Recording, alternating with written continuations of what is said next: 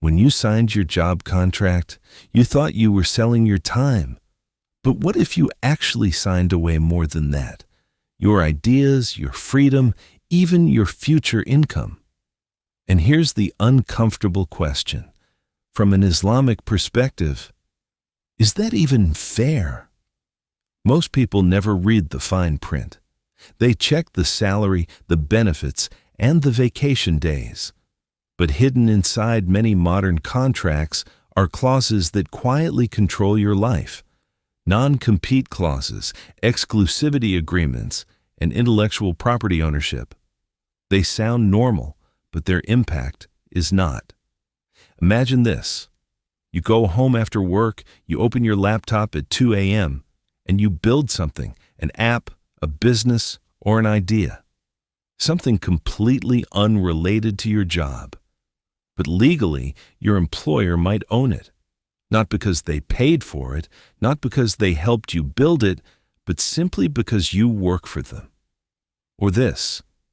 You want to start a small halal side business.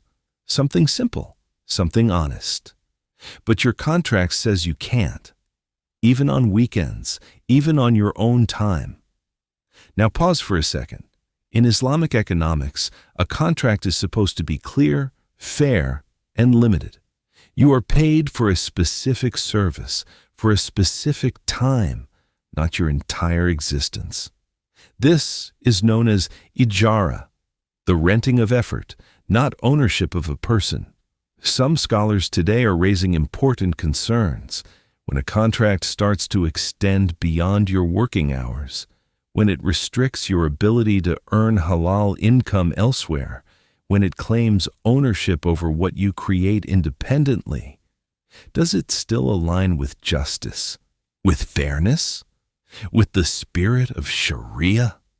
Now, to be clear, not every clause is unfair. Companies need protection, they invest, and they take risks. But the real question is, where is the line? At what point does protection turn into control? Because this creates a deeper problem. Dependence. When your entire income depends on one employer and your contract limits your ability to grow outside, you are no longer just working a job. You are trapped in a system that quietly limits your financial freedom. And for many Muslims in the West, this becomes more than just a financial issue. It becomes ethical. You might be asked to work on projects that don't align with your values. You might feel pressure to prioritize work over your faith. And slowly, without realizing it, you trade freedom for security. So what's the way forward? It starts with awareness.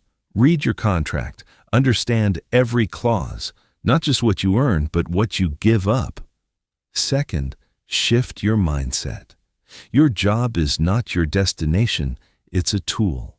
Use it to build something of your own, halal income, independent assets, and multiple streams. And third, whenever possible, move towards independence, freelancing, contract-based work, building your own projects.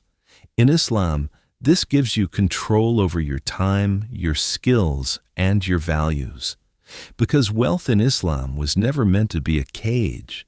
It was meant to give you freedom. So let me ask you something.